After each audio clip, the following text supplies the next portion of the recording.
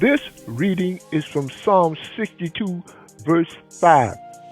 My soul, wait thou only upon God, for my expectation is from him. Psalms 62, verse 6. He only is my rock and my salvation. He is my defense. I shall not be moved. Psalms 62, verse 7. And God is my salvation and my glory. The rock of my strength and my refuge is in God. Psalms 62, verse 8. Trust in him at all times.